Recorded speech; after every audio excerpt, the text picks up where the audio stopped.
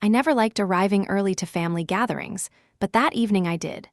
10 minutes before the official start, I stepped through the towering doors of the Ashford estate, my heels clicking softly against polished marble.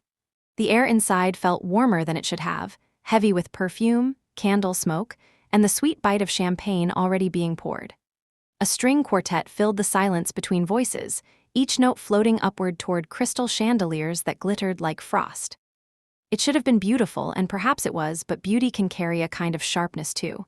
I felt at the moment I entered, the shift in attention, the way eyes cut across the room. They were trained to notice outsiders the way a guard dog notices a stranger at the gate. Their glances slid over me quickly, cataloging what I wore, how I carried myself, and dismissing me with polite indifference. I held my chin high, let my steps remain steady. My navy dress was simple compared to the jewels and sequins that surrounded me, but it was tailored, sharp, and I knew how to wear it. I had spent too many years in boardrooms where men underestimated me until they no longer could. Still, the familiarity of those glances stirred something old, something raw. For a moment, I was not the woman who had built a company from scraps of ambition. I was once again the forgotten daughter, the spare branch of a family tree that never claimed me. Cassandra appeared in a ripple of soft silk, pastel pink hugging her frame as if the fabric itself adored her. My half-sister, though most here would never guess it. She smiled when she saw me, but it was the kind of smile one gives to a neighbor who unexpectedly shows up at the wrong door. "You made it," she said lightly, as though I had just dropped in after years of silence, which of course was true. I told her I had RSVP'd weeks ago. She nodded, though her eyes flicked toward the gathering crowd behind me. "Well, I thought you might change your mind. You are always unpredictable." Unpredictable.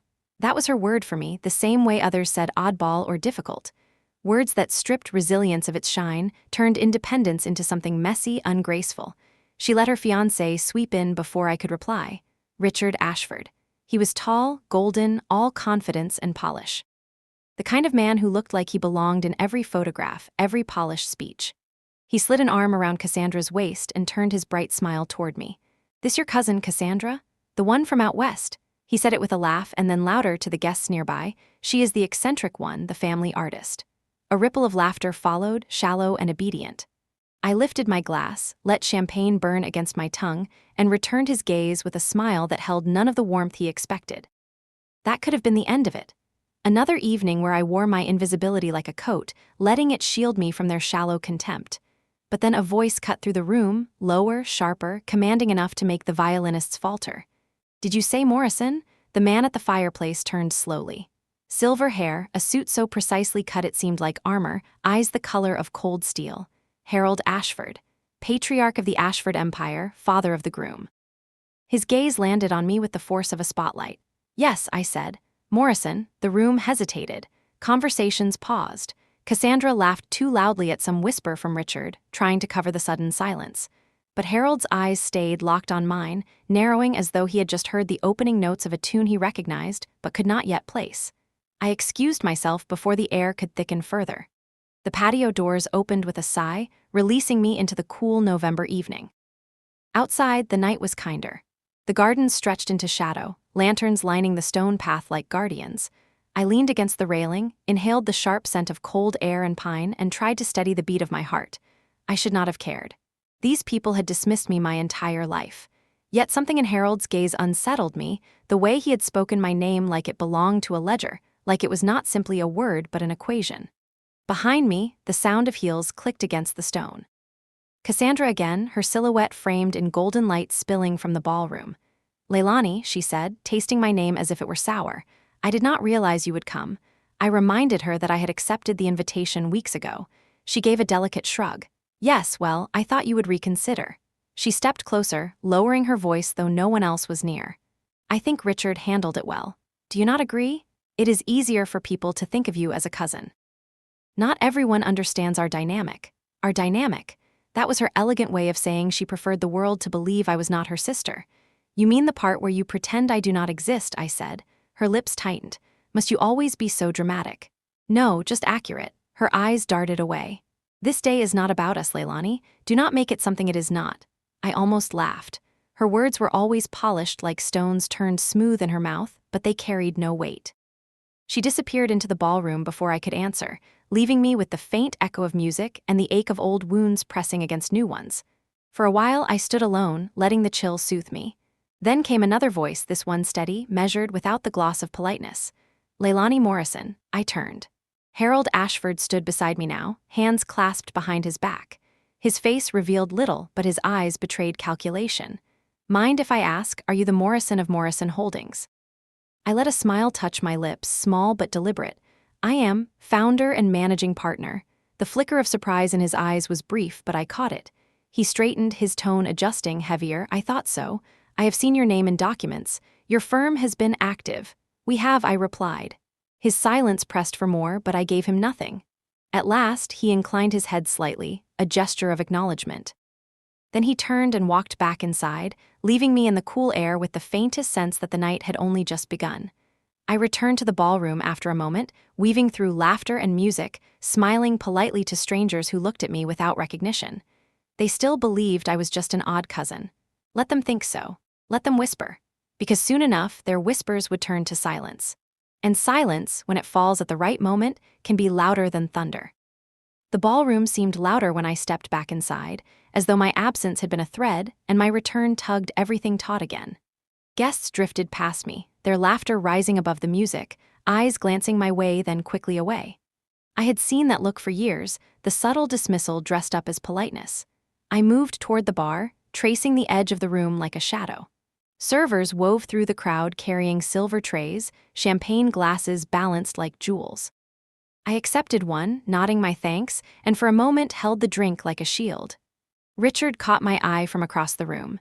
His smile was smug, the kind that said he still believed he had control. He whispered something to Cassandra that made her giggle and lean into him, their silhouettes glowing in the spotlight of wealth and approval.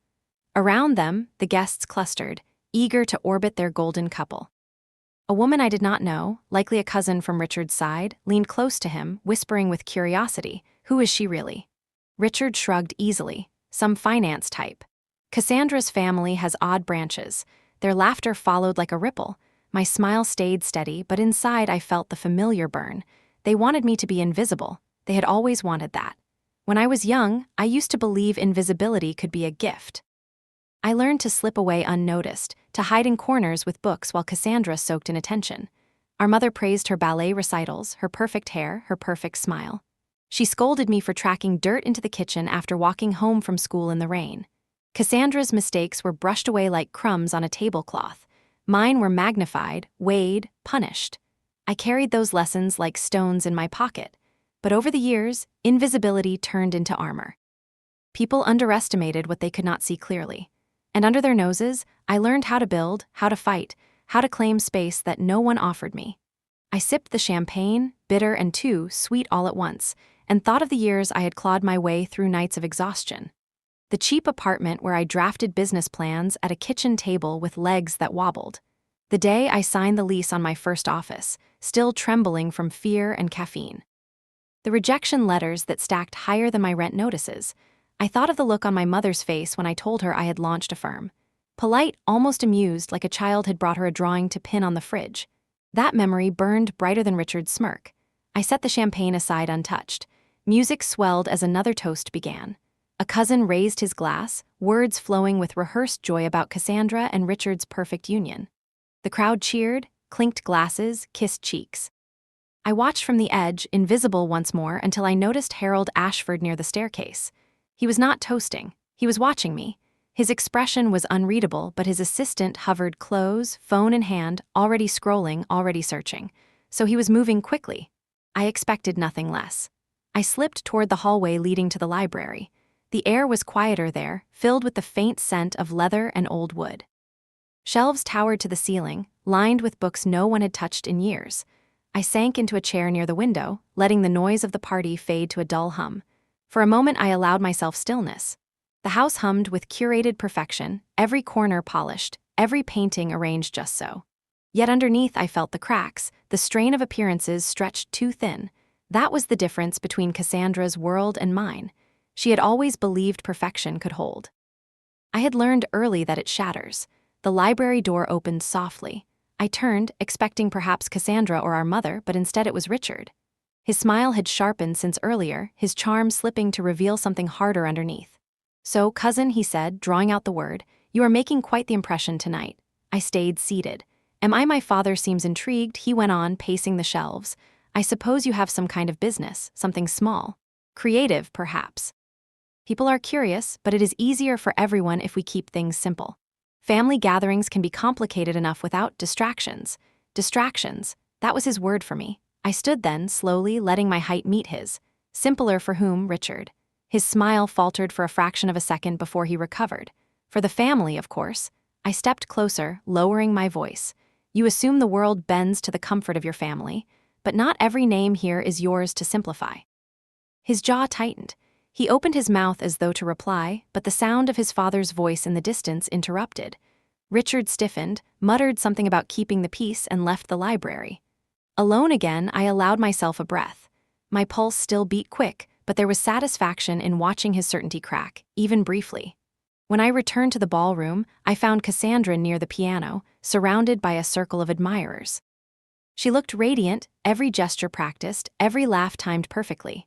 Our mother hovered close, glowing with pride. When her eyes brushed over me, her smile dimmed. "Try not to make things awkward, dear," she murmured as I passed, as though existing in the same room were already a threat. Awkward. That was the word she had always used for me. Awkward when I asked too many questions, awkward when I stood too close to the spotlight, awkward simply for being. I smiled politely and moved on. Let her hold court, let them all, because while they played at appearances, something else was moving beneath the surface. Harold Ashford had disappeared from the room, and his assistant's phone was still glowing. Soon the truth would begin to unravel. I found myself near the back doors again, where the night air seeped in through the cracks. The sound of glasses clinking echoed behind me.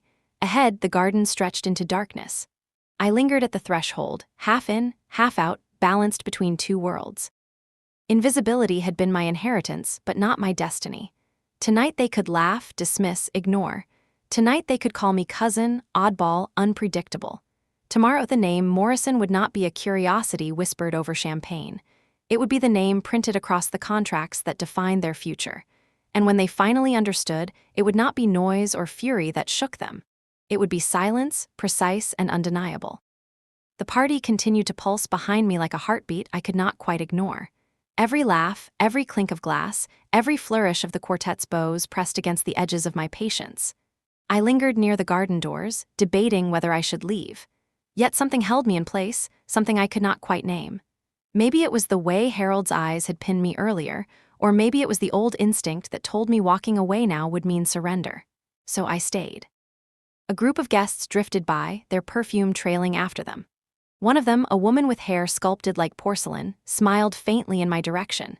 She whispered to her companion, her words carrying just enough for me to catch. That must be the cousin, the strange one. I turned my face toward the dark garden, hiding the small laugh that slipped from me. The cousin. Always easier to name me that way than admit what I truly was. I supposed it made Cassandra's story simpler, cleaner. And simplicity was always her stage. As the minutes ticked by, fragments of memory crept into me, uninvited but insistent. I remembered standing in the hallway of our childhood home, my school bag still slung over my shoulder, watching Cassandra twirl in a new ballet dress. Our mother clapped with delight, her eyes shining as if Cassandra's every move lit the room. I stood silently in the doorway, holding a report card that boasted top grades. When I tried to show it, our mother glanced quickly, offered a perfunctory smile, then turned back to Cassandra. Moments like that blurred together into years. Birthdays where my presence was overlooked. Punishments harsher than the crime deserved. Achievements ignored. I learned not to ask for attention because attention meant comparison, and comparison meant failure. Invisible. That was the role assigned to me. But invisibility breeds resilience. Alone, I learned how to fill silence with thought, how to carve paths without guidance. When I left for college on a scholarship, no one noticed the tears I fought back on the bus ride to the city. When I scraped together money for rent by taking 2 part-time jobs, no one asked how I managed. And when I sat hunched over a borrowed laptop, building the first fragile outlines of what would become Morrison Holdings, no one believed in me. I smiled faintly at the thought. Belief had never been a gift I received, so I learned to live without it. Back in the present, Cassandra's laugh carried across the room. I turned to watch her, radiant in her pastel dress, ring flashing like a beacon. Around her, admirers formed a circle of applause. She belonged here, in these curated rooms of wealth and approval. I did not.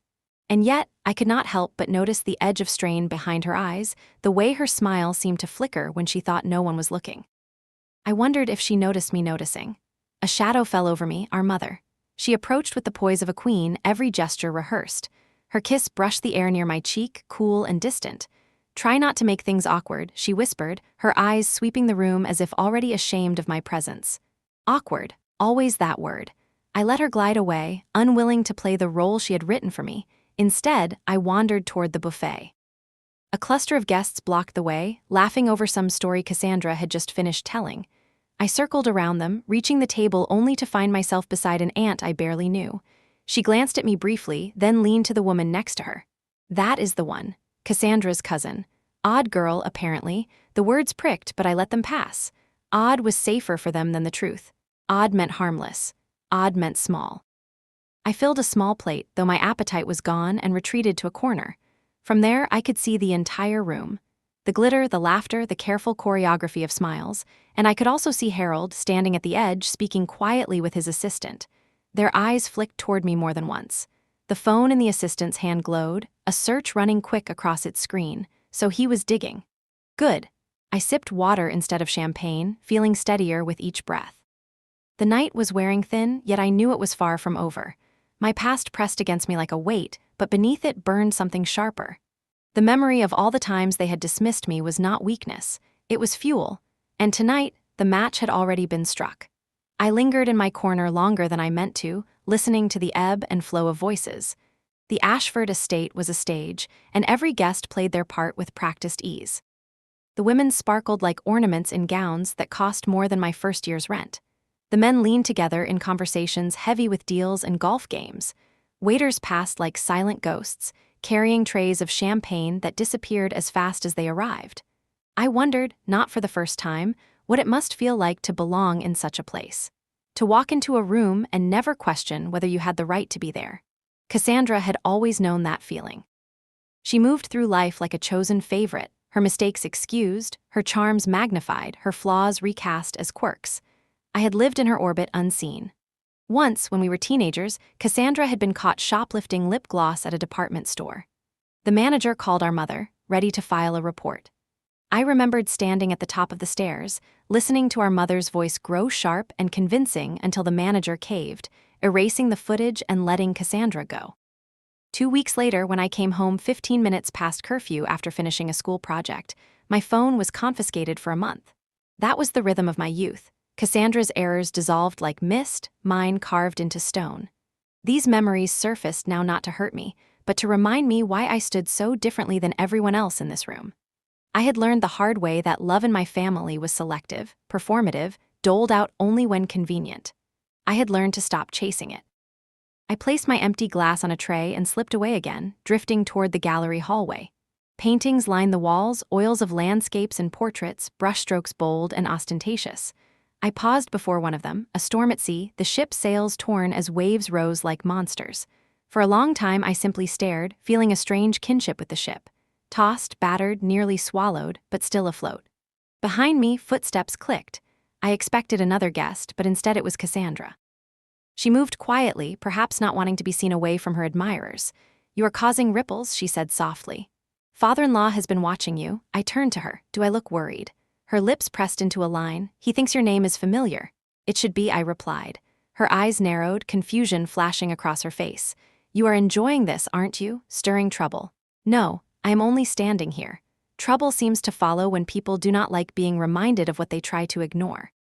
She scoffed lightly, but there was unease in her gaze. "This day is meant to be about Richard and me. Please do not make it about you." "It is not about me," I said. "It is about truth." Her hand trembled slightly as she brushed an invisible speck of dust from her sleeve. "You sound just like you did when we were children. Always dramatic." I wanted to tell her that it was not drama to demand recognition, that it was not dramatic to exist. But I let the silence stretch instead. She hated silence more than she hated confrontation. Finally, she spun and left, her perfume trailing behind like smoke. I stayed a while longer in the hallway, letting my breath even out. I knew Cassandra would return to her circle, glowing with laughter again, her brief falter erased. But I also knew she could not shake the way Harold had looked at me. She felt the shift even if she could not name it. When I finally returned to the ballroom, Harold was gone. His absence was louder than his presence had been. Guests carried on with their chatter, but I noticed the faint ripple of unease spreading from one corner of the room to another. His assistant moved swiftly, phone pressed to her ear, eyes darting. Something was unfolding, though no one around me yet understood. I made my way to the patio once more. The night was colder now, the stars faint above the city glow. I wrapped my arms around myself, staring into the distance. For years, I had dreamed of a moment like this, not the party, not the dismissal, but the crack in the facade. The instant when the people who had always pretended I was nothing realized they had been wrong. And the beauty was that I had not needed to raise my voice or demand their gaze. I had simply walked into the room. My name had done the rest. Inside, another toast erupted. Glasses clinked, laughter swelled. I let it wash over me detached, as if I were listening to the faint hum of a radio through a wall. Somewhere in the house, Harold Ashford was piecing things together. Somewhere in the house, Cassandra was rehearsing explanations in her mind. Somewhere in the house, Richard was still certain of his own charm. And here on the patio, I stood in silence, knowing that soon their laughter would no longer mask their fear. Because the smile they all wore, polished and practiced, could not last forever. And I was patient enough to wait until it cracked. The music from the quartet had become so steady it felt like another heartbeat in the room.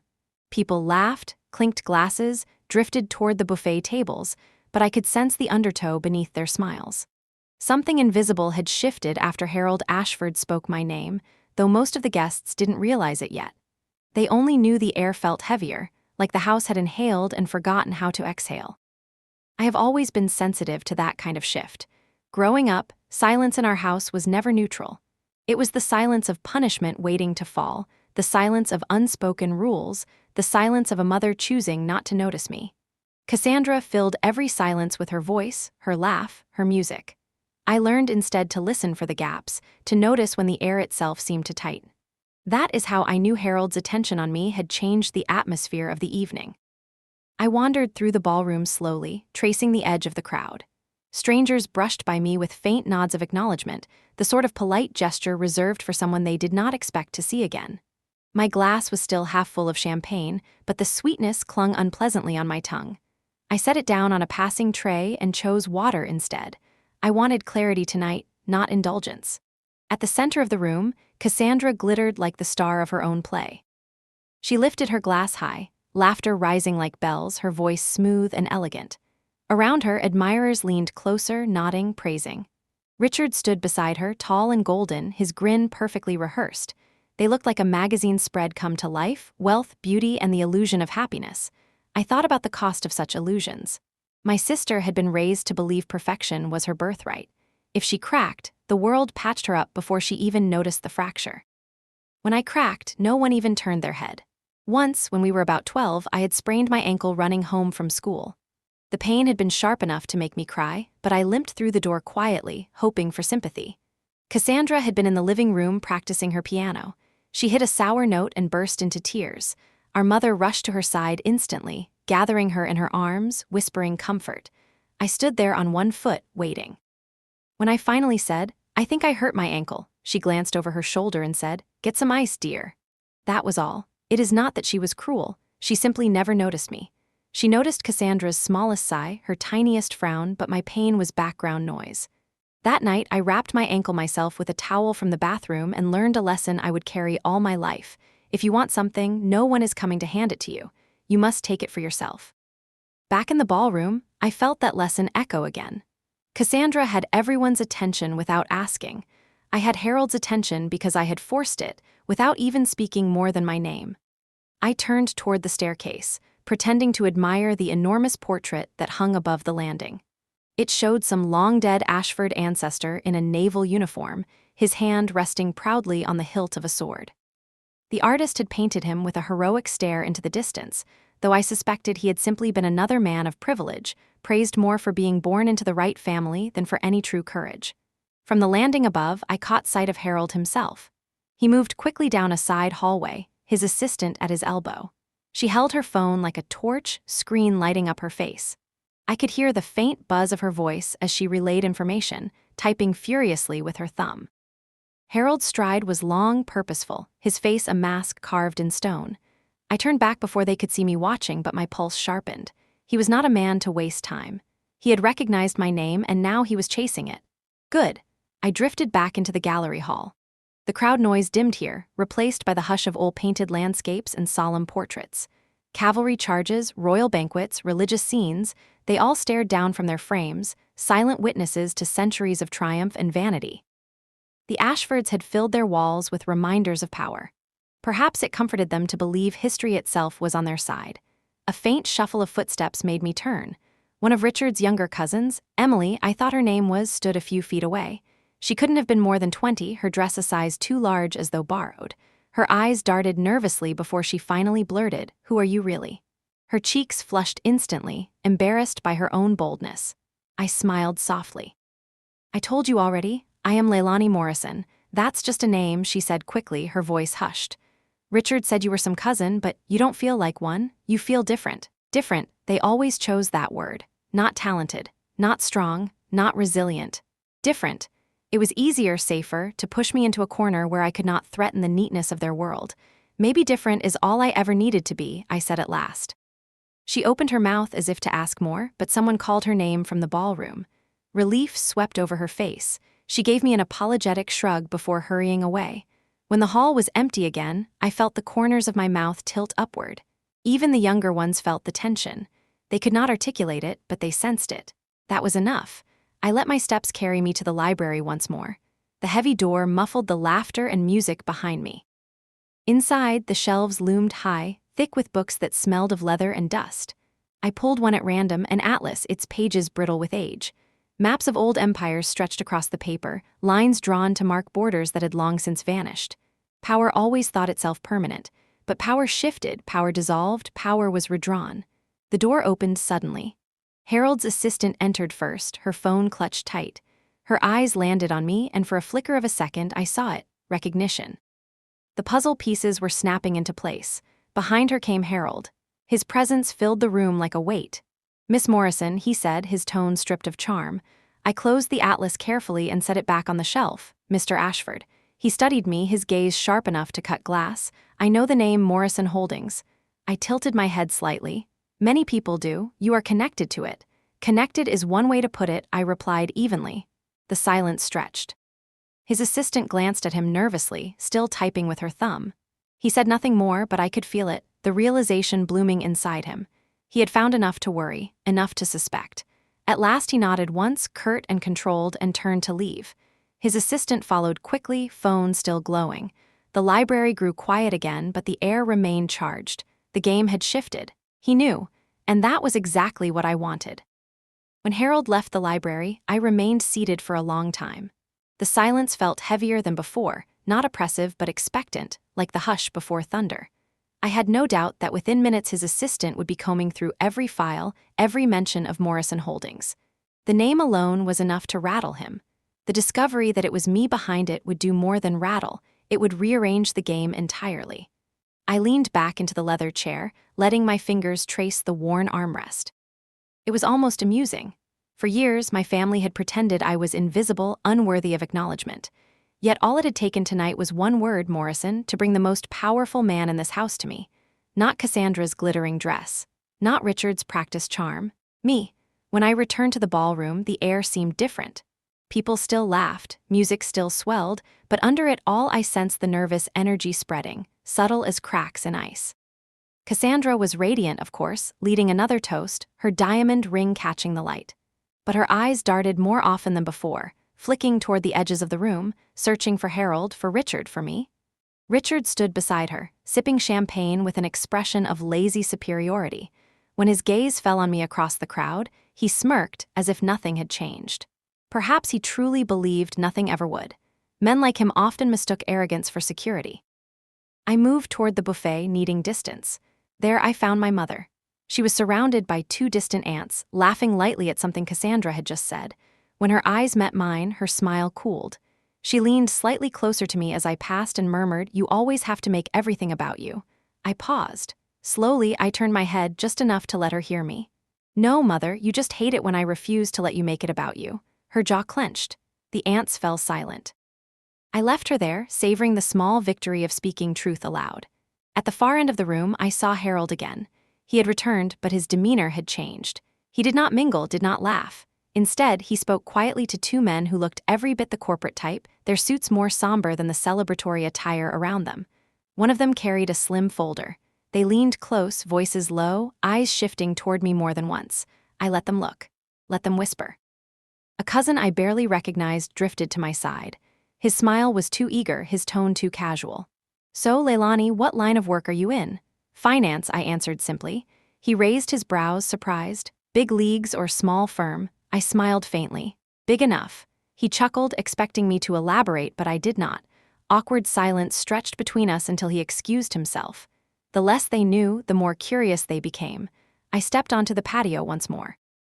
The cold night wrapped around me like a cloak, the stars faint against the glow of the estate's lights. For a while, I let the quiet steady me. Somewhere inside, Harold was digging deeper.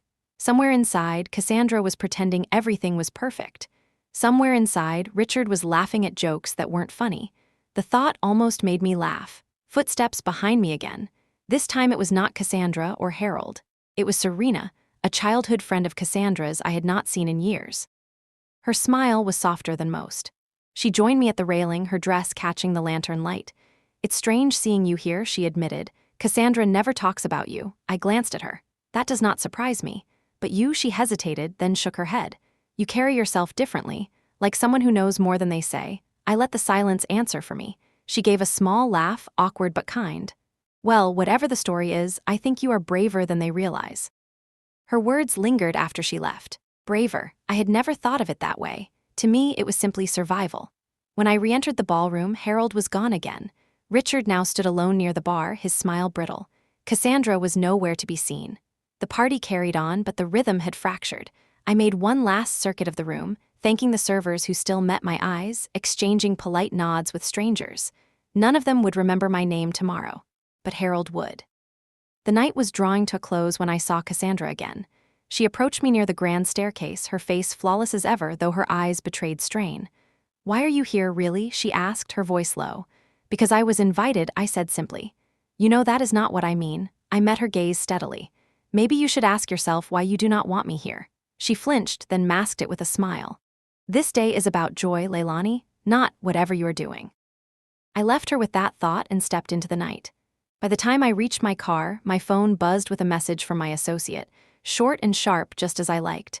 "Ashford's people started digging. They are connecting dots." I smiled as I slid into the driver's seat. Let them connect. The foreshadowing was complete. The storm was coming, and this time I was the one guiding it. The morning after the engagement party, my phone buzzed earlier than I expected. I was still curled on the sofa in my apartment, a cup of coffee cooling on the table beside me when the notification lit up. It was from my associate, one of the few people I trusted to handle delicate matters. Ashford's office reached out, the message read. "Harold wants a private meeting." Urgent. I stared at the words for a moment, letting them sink in. Urgent. That was not a word a man like Harold Ashford used lightly. He was used to people rushing to him, not the other way around. His urgency told me everything I needed to know. The investigation last night had borne fruit. He had connected Morrison Holdings to me. I typed back 3 words. "Next week. Tuesday." No sooner had I set the phone down than another buzz followed. This time it was Cassandra. I hesitated before answering. Her number had been silent for years, her silence deliberate, like everything else about her. When I finally slid my finger across the screen, her voice spilled out in a rush. "Why didn't you tell me? Tell you what?" "That you're," she faltered, as if the words themselves resisted her. "That you're not just some," she trailed off. I almost laughed. "I never was just some. You never asked." There was silence on her end, stretched taut. Then softly she said, "Father is impressed. I am not doing this for him," I replied. "I know," she whispered. "But it is strange. I feel like I never really knew you." "You didn't," I said simply, and ended the call before her hesitation could seep into me. By Tuesday, I was standing in a glass-walled office on the 42nd floor of a Manhattan tower. The city stretched below us, all steel and movement, a landscape of ambition that I had once looked up at with aching hunger. Now I stood above it, steady on my feet, while Harold Ashford faced me across the table. He dispensed with politeness immediately. "Why did you not tell anyone who you were?" "Because no one asked," I answered. "You let my son insult you." No, your son insulted someone he thought had no value. That is different. His jaw tightened, but he said nothing. Behind him, his assistant stood like a shadow, tablet in hand. This merger is important to us, Harold continued. I know, you have the leverage to change the terms. I tilted my head. I could, but I will not. His brows lifted, the first crack in his mask of control. You will not. I leaned forward slightly, my voice calm. I am not here to punish your company. I am here to finish a deal, but I will say this once. Keep Richard out of any future discussions. He is arrogant, short-sighted, and careless.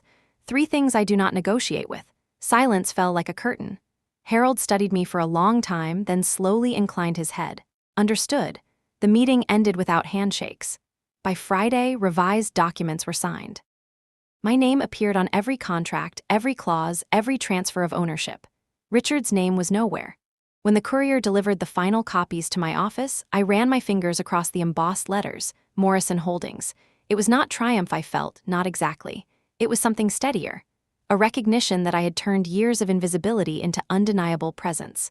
Later that evening, Cassandra called again. Her tone was different this time, hesitant but curious. Everyone is talking about you now. Let them, I said. She hesitated. Do you hate me? I closed my eyes. Hate was too simple a word. I do not hate you, Cassandra, but I will not shrink for you either. Her breath caught, then the line went silent. I set the phone aside and poured myself a drink, rum over ice, unpretentious, sharp. From my window, the city lights blinked like they knew. For the first time in years, I felt a quietness that was not emptiness but peace. The weekend arrived with a new invitation, cream-colored and embossed in gold. Cassandra's bridal shower. The card sat on my desk unopened for nearly an hour before I finally slid it into the trash. I had already given her enough of my presence. My silence would speak louder now. That evening, the phone rang again. Cassandra's voice trembled with something I couldn't quite name. Why didn't you tell me what you do, Leilani? I paused, letting her words linger in the air. Because you never asked. She inhaled sharply, then tried again. Everyone's talking about you. Richard says it is unsettling. Father says it is impressive. I do not know what to say. You don't need to say anything, I replied. But it feels like I never knew you at all. You didn't. The silence stretched until she whispered, maybe that is my fault. I ended the call gently. I didn't have the energy to guide her through truths she had spent her life avoiding. Days later, Harold requested another meeting. This time it was not in his gleaming Manhattan office but in a quieter space, his private study at the estate. The invitation surprised me, but I accepted. There was value in walking once more into their world, only this time on my terms. The study was lined with books, leather-bound, spines gleaming. A fire glowed in the hearth, casting warm light across polished wood. Harold stood by the mantel, his expression still iron but not as cold as before. He gestured for me to sit. I remained standing. You are different than I expected, he said at last. Different is what they always call me, I replied. His lips twitched, almost a smile but not quite. I underestimated you. That is not something I enjoy admitting. I tilted my head. I didn't need you to admit it. He nodded slowly. The deal is done. You hold the cards. But tell me something, Miss Morrison. What do you really want? I met his gaze evenly. Legacy. His eyes narrowed. Not revenge. Revenge is too small, I said. He studied me for a long moment, then finally inclined his head again. For the first time, it was not dismissal or calculation in his eyes. It was respect. When I left the estate, Richard intercepted me at the door. His smile was sharp, his voice dripping with contempt. My father thinks you're clever, but I know what you're doing. You're trying to embarrass us. You want to ruin Cassandra's happiness. I held his gaze. If you believe your happiness depends on my silence, then you should be very afraid. His face reddened. You won't win. I already have, I said softly and walked past him. Outside, the evening was crisp, the air scented faintly with pine. My car waited at the end of the drive, headlights cutting through the dark. As I slid into the seat, my phone buzzed with a new message. Harold's board has approved everything, my associate wrote. You're officially the majority stakeholder. I closed my eyes, letting the weight of the moment settle. Years of being overlooked had led to this. My name, once spoken only in whispers of dismissal, was now etched into contracts powerful enough to shake the Ashfords. Later that night, as I sat by my apartment window with the city lights sprawling beneath me, an email arrived from one of Harold's board members. Subject line, discreet respect. The message itself was only a single sentence. You earned that room's attention without raising your voice. I read it twice, then closed my laptop. It should not have mattered. And yet, in a quiet way, it did. Not because I needed their approval, but because for so long I had believed I would never have it. The city hummed below me, taxis threading through the streets like fireflies. I sipped my rum, steady and unpretentious, and thought of the girl I once was, standing in the hallway with a report card no one cared to see. If she could see me now, perhaps she would finally believe that invisibility can be transformed into power. I wasn't here to destroy Cassandra. I wasn't here to humiliate Richard. I wasn't even here to topple Harold. I was here to prove, to myself most of all, that I had been worth noticing all along. The boardroom was glass and steel, perched high above the city, the kind of place designed to intimidate. I had been in countless rooms like it before, but this one carried a different weight. Across the polished table sat Harold Ashford and his directors, each face carved into careful neutrality. At the far end, an empty chair waited for Richard, though I already knew he would not be joining. My legal team slid the revised documents across the table. The pages gleamed under the recessed lights, every clause sharp as a blade. My name, Morrison Holdings, repeated again and again, etched into ownership transfers, voting rights, future stipulations. It was no longer possible for anyone in that room to pretend I was invisible. Harold cleared his throat, his voice measured. These terms are not what we initially discussed. No, I agreed, they are better. A murmur rippled through the directors. Some frowned, others glanced sidelong at Harold as if searching for a signal. His face gave nothing away. I folded my hands on the table. Let us be clear. This is not about victory. It is about survival. Your subsidiaries were bleeding, you know it. I acquired them discreetly, not to crush you, but to stabilize what you could not. If we sign today, Ashford Capital continues. If we do not, your competitors will smell weakness within the month. One of the directors, a narrow-faced man with silver-rimmed glasses, leaned forward. And if we sign, what assurance do we have that you will not take more? I met his gaze evenly. If I wanted to take more, I already would have. Silence again. Harold's fingers tapped once against the table, then stilled. He looked at me with that same calculating weight I had felt at the engagement party. Finally, he nodded. Proceed. Pens scratched. Papers shuffled. Signatures bloomed across the pages like irreversible scars. And just like that, the tide turned. When the last page was signed, my lead attorney gathered the documents and slid them into a leather folder. The deal was sealed. Morrison Holdings now stood above Ashford Capital, not by rumor or speculation, but by ink and law. Richard burst into the boardroom just as the folder snapped shut.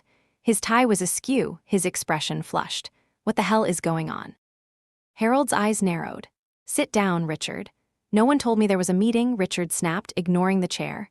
He pointed at me, his voice sharp enough to echo. Why is she here? I remained seated, calm. Because I own what you thought you controlled. His face reddened further. This is absurd. You cannot, I already have. The directors watched in silence, some with thinly veiled satisfaction. They had suffered under Richard's arrogance for years. Watching him unravel was almost entertainment. Harold's voice cut through. Enough. Richard froze. You were excluded from this meeting deliberately, Harold continued. Your behavior has made that necessary. From this point forward, you will not be involved in negotiations. Richard's mouth opened, then closed. For once, he was speechless. I rose from my chair, smoothing my jacket. Thank you, gentlemen. My team will circulate final copies. As I left the room, I felt Richard's glare burn into my back, but the only eyes that mattered were Harold's. And for the first time, his gaze held no dismissal. It held recognition. Later that night, Cassandra called again. Her voice carried an edge I had not heard before, uncertainty. Richard is furious. He says you humiliated him. Did I asked lightly, or did he do that to himself? She hesitated. He says you are dangerous. I almost smiled. Then he has finally seen something true. Cassandra's breath shook. I don't understand you anymore. You never tried to, I said gently and ended the call. Richard did not take his humiliation quietly. By the next morning, whispers swirled across financial news sites, speculative articles with headlines like Ashford Air sidelined in boardroom drama and Morrison Holdings emerges as power player. None of the details were confirmed, but the rumors alone were enough to sting. I read the coverage with my coffee, letting the bitterness of the drink match the sharpness of the words. It didn't bother me. Rumors were simply the world's way of catching up to truth. By noon, Cassandra showed up at my office without warning. She had never set foot in my world before. She wore pale silk, the kind that belonged in country clubs, not in high-rise towers of glass and steel. She looked out of place, and she knew it. She closed the door behind her, her voice strained. Why are you doing this? Doing what? Destroying everything. I studied her. Cassandra, I am not destroying anything. I am building. She laughed, sharp and brittle. That is not how it feels. Richard is furious. Father, he looks at you differently. And me, her voice faltered, I don't know where I stand anymore. I rose from my desk and walked to the window. The city stretched beneath us, endless and alive. Cassandra followed me with her eyes, waiting. Do you remember when we were children, I asked quietly, and you played the piano every evening? She blinked. Of course. Every time you hit a wrong note, Mother would rush to your side. She would soothe you, tell you it was all right, encourage you to try again. Do you remember what she said to me when I sprained my ankle? Cassandra's face paled. Get some ice, she whispered. Exactly. I turned to her. You were never invisible, I was. And invisibility taught me something you never had to learn, how to fight without being seen. Her eyes glistened, but she didn't cry. She had been trained too well to hold composure. I don't hate you, I said softly, but I will not shrink anymore. Not for you, not for Richard, not for anyone. She stared at me, then turned and left without another word. That evening, Harold called. His voice was calm, stripped of performance. Morrison, he said, you remind me of myself when I was young. I didn't know whether to take it as a compliment. I answered simply, then you know better than anyone that I will not stop. There was a pause, then a low chuckle. No, you will not. He hung up without another word, but the call left me with a strange sense of equilibrium. Harold respected me now. That was dangerous in its own way, but it was also a kind of shield. Richard, on the other hand, spiraled.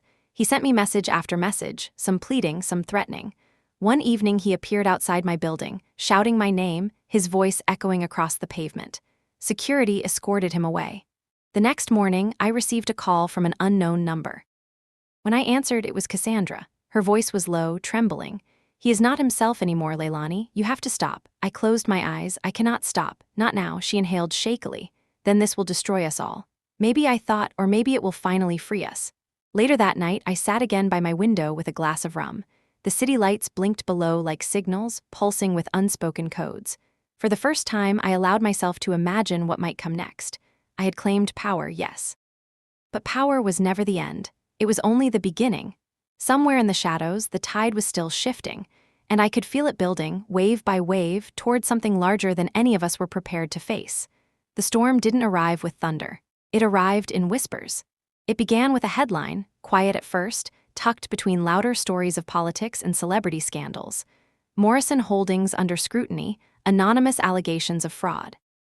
I saw it one morning over coffee, the words sharp against the white screen. I knew at once this wasn't random. Anonymous allegations never were. Someone wanted to rattle me. By noon, 2 more outlets had picked it up. By evening, financial analysts on television were already speculating. The timing was too precise, too vicious. This was not curiosity, it was sabotage. I leaned back in my chair, staring at the skyline outside my office. The city glittered with its usual hunger, indifferent to my sudden vulnerability. Inside, my phone buzzed with calls from lawyers, investors, even a senator who had enjoyed our donations. All of them said the same thing. What's going on, Leilani? Reassure us. Deny it. Prove it false. But I knew better. Denials mean little when the story has already found blood. By nightfall, I had narrowed the list of suspects to 2. Richard, burning with humiliation, reckless enough to torch his own family name if it meant scorching mine. Or Cassandra, wounded in ways that cut deeper than she allowed herself to admit. My phone rang again. Cassandra. You did this, I said before she could speak. Her breath caught. No, Leilani, I swear then who? Silence stretched, taut as a wire. Finally she whispered, Richard has been meeting with people. Men I don't recognize. He says he has proof against you. Proof. The word tasted bitter. I almost laughed. He wouldn't know proof if it hit him in the face. But she didn't laugh. Instead her voice broke. He says you built Morrison Holdings on lies. For a moment the room tilted. My entire body tensed, though I forced my voice to remain even. That's impossible. I know, Cassandra said quickly. I don't believe him. But others might. He's convincing when he wants to be. The truth was, Richard didn't need real proof. All he needed was doubt. Doubt spreads faster than certainty.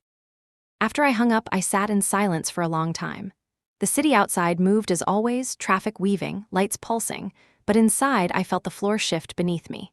The next day, Harold called me to the estate. His voice on the phone had been clipped, no room for negotiation. I arrived to find him already waiting in his study, the fire blazing, the curtains drawn. His face was harder than I had ever seen it. You should have told me, he said without greeting. Told you what? That your company isn't clean. The words slammed into me. That is not true, then prove it, he snapped. Richard has presented documents, bank transfers. shell companies, enough to make the board uneasy. I froze, though my mind raced. If Richard had documents, then someone had helped him. He didn't have the intelligence or patience to dig this deep, which meant another hand was at work. Who gave them to him, I demanded. Harold's jaw clenched. That's what I intend to find out. But until then, you are vulnerable. I had never heard Harold admit vulnerability before, not even his own, let alone mine. It told me how serious this was. I left the estate that night with anger burning beneath my skin. The twist wasn't just that Richard was reckless enough to come after me, it was that he had help.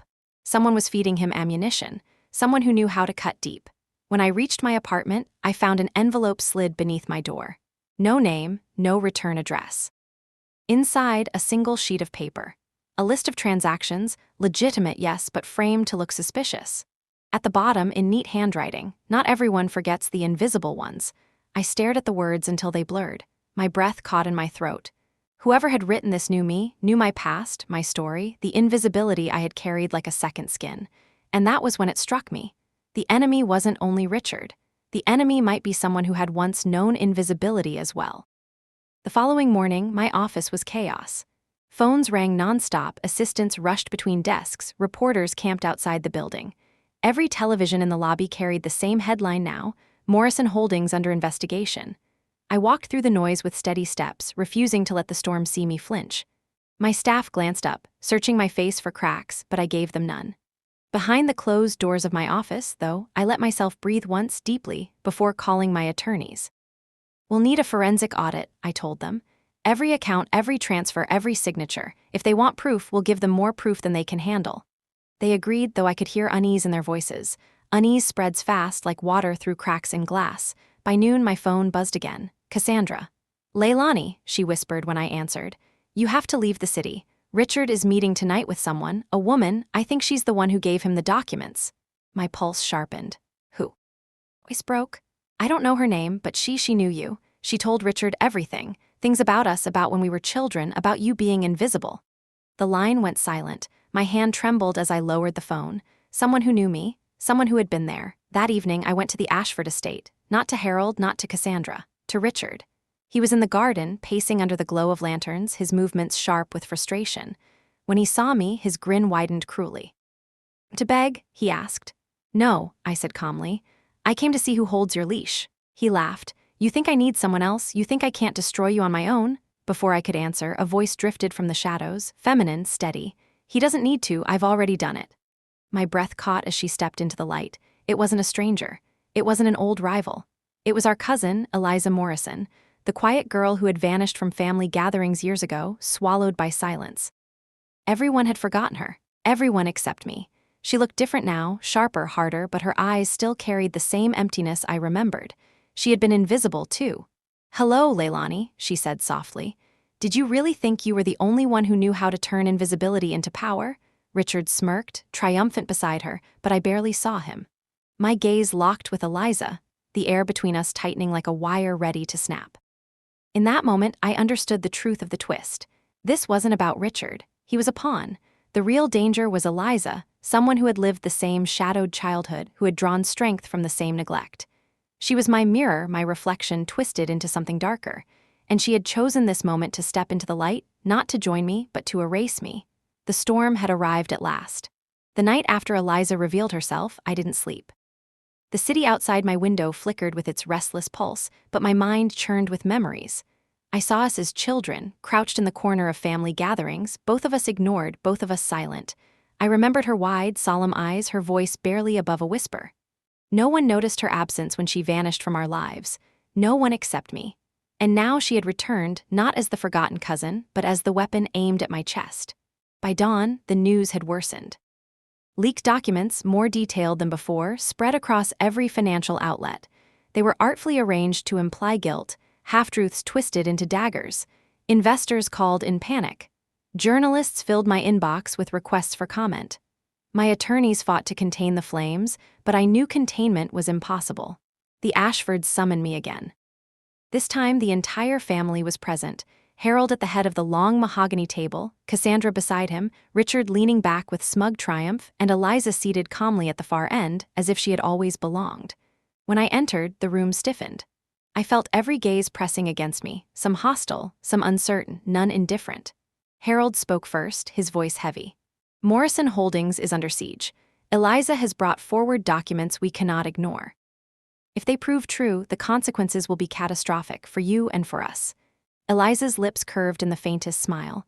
Truth has a way of finding light, doesn't it, Leilani? I met her gaze. So does ambition. Richard laughed, loud and grating.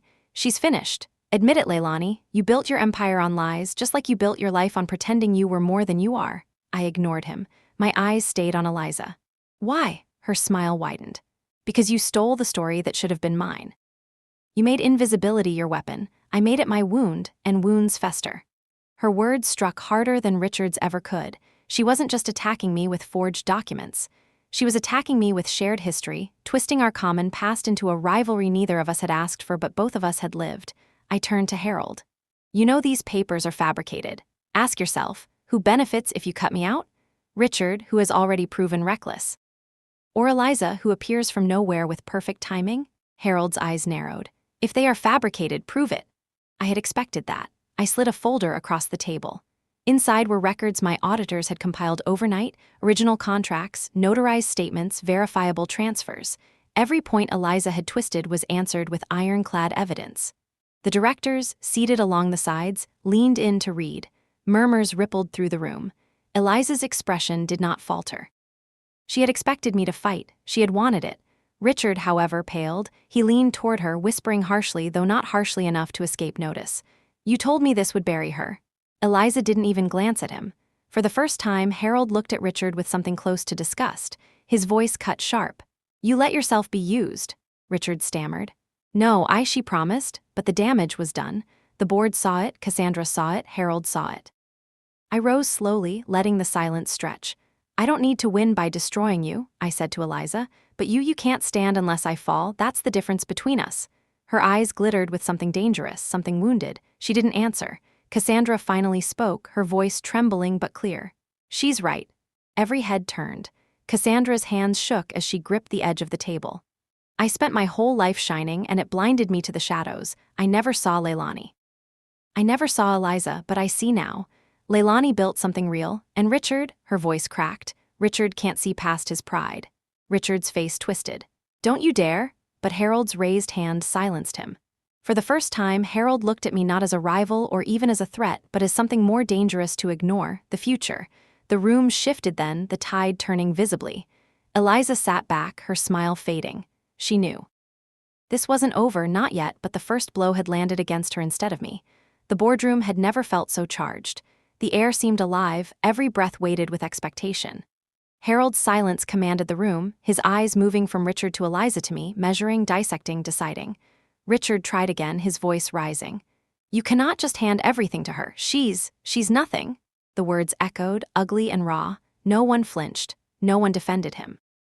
Cassandra's shoulders sagged, as if the weight of his arrogance had finally crushed whatever illusions she had carried. Richard, Harold said at last, his tone colder than I had ever heard it, you've mistaken entitlement for talent, and you've mistaken noise for strength. Richard's mouth opened, but no sound came.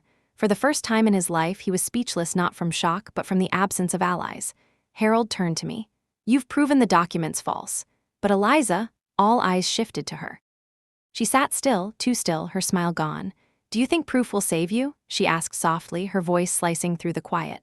Proof only convinces those who want to believe, and people are hungry to see you fall, Leilani. I gave them a story. Stories spread faster than facts. Her words weren't wrong. I felt the sting of their truth, but I refused to show it. I leaned forward, my voice low but steady. Then let me give them another story. I pulled another folder from my bag, thicker, heavier. Not financial documents this time. Testimonies, reports, evidence of Richard's reckless investments, his backroom deals, his gambling debts. Eliza had been clever, but Richard had been careless, and I had been watching. I slid the folder across the table. Harold opened it, his face unreadable as he scanned the first pages. Murmurs spread like wildfire. One director swore under his breath. Another shook his head slowly. Richard lunged forward. This is a lie? Is it? I asked softly. Because every page in that folder is verifiable. Bank statements, witness accounts. The story you wanted to tell about me, Richard, it's your story. His face drained of color. Harold closed the folder with deliberate slowness. When he looked up, his decision was already made. You are finished, Richard. Effective immediately, you hold no position within this company. Richard staggered back, his eyes wide with disbelief. You can't. I just did. Harold's tone brooked no argument. Silence swallowed the room. Eliza rose then, her chair scraping softly against the floor, her eyes locked on mine, not with defeat but with something more dangerous. You've won this round, she murmured. But don't fool yourself, Leilani. Shadows don't vanish, they wait, and when the light fades, they return. With that, she turned and walked out, her steps calm, unhurried. The door closed behind her with a finality that left the room colder. For a long moment, no one spoke. Then Cassandra did. Her voice shook, but her words were clear. I don't know if I can forgive you, Leilani, but I see you now. For the first time, I really see you. Her eyes glistened, and for once I believed her. Harold leaned back in his chair, studying me with that heavy gaze of his. At last, he gave a single nod. You've changed the future of this family, whether we like it or not. I stood, smoothing my jacket. That's all I ever wanted, to be seen, to matter. As I left the room, Richard sat slumped in silence, Cassandra staring at him with a mixture of sorrow and pity. Behind me, the directors whispered, already recalibrating their loyalties. Outside, the estate's garden stretched beneath a sky streaked with fading light. The air was sharp, alive with the scent of autumn leaves. I paused, breathing it in. Eliza's words lingered in my mind. Shadows don't vanish. They wait. She was right. She would be back. The world would never stop testing me. But I was ready. I had lived invisible, forgotten, dismissed. I had turned that silence into strength, that neglect into fire. And now, whatever storm came next, I would face it not as the forgotten girl in the corner, but as Leilani Morrison.